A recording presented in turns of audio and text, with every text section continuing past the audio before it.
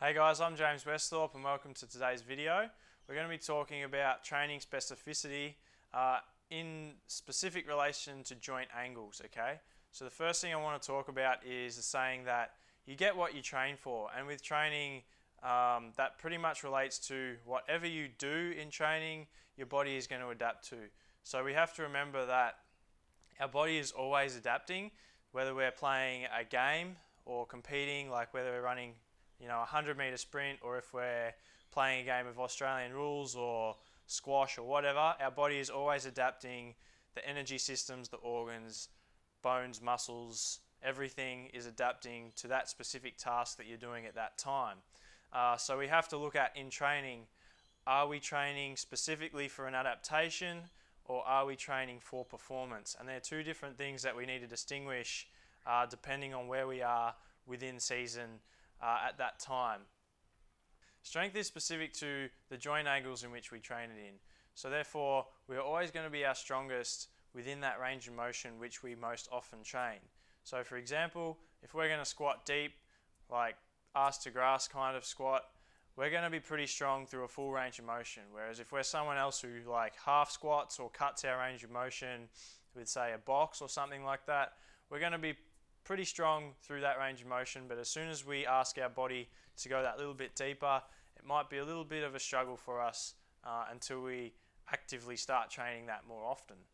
So you can make your lifts more or less specific to your sport by simply changing that range of motion. So if we're looking to sprint faster or jump higher within a given time period of the year, we might cut our heavy strength work from going like really deep, and we might bring it back to a more of a quarter squat position or something like that. Or even if we're using like rack pulls, trap bar deadlifts, it could be anything that you're manipulating to change that range of motion and bring into more of a specific range of motion for your given task. You're also able to periodize your program across the year within joint ranges of motion. So we can use that to manage fatigue. So for example, we might be coming into a heavy playing period.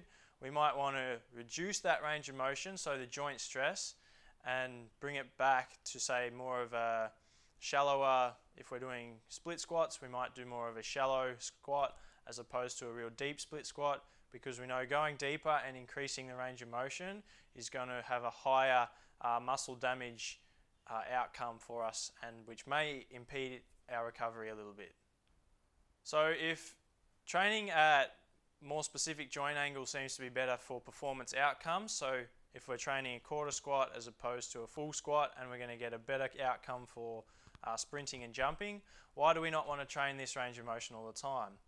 Well, this is because, getting back to our performance versus adaptation, there are times during the season or off season, in season, pre-season, wherever, that we do want to train full ranges of motion, because this is going to help lay our base or a foundation of training, which is going to help improve the quality of our joints, our muscle tissues, our connective tissues, and we all want to be able to keep these as healthy as possible and give them a foundation to then build upon and get more specific to our sport.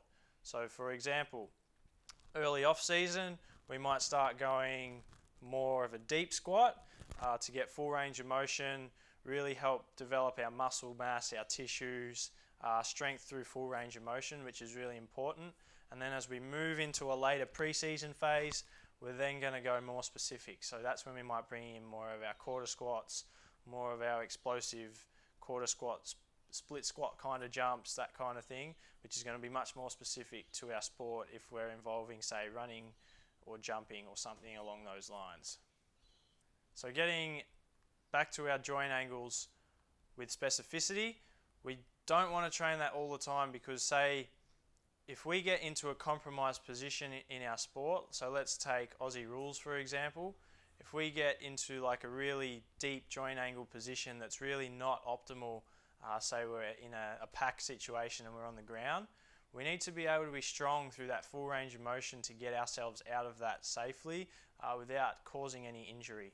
So if we are consistently training that shorter range of motion and we're only strong through that short phase, then once we get put into a bigger joint angle, then it might impact us negatively in the long run. So just got to keep that in mind, that sometimes training non-specific is going to be good and help us in the long run for our specific training. So just wrapping up, guys, we have to remember that there is a time and a place for both training specific joint angles to our sport and training full range of motion. So just be aware of why you're going to use either one and be able to justify it. And if you can't really nail why you're using, say, specific joint ranges of motion, you need to really have a think about, okay, is this something I need to do right now, or is it something that I could probably bring in at a later stage when I actually need to be training specifically for that movement. So that's just something to keep in mind. So if you did like this video, please give it a like, share, and subscribe to my channel. I would highly appreciate that. Thanks for watching, and I will see you guys next time.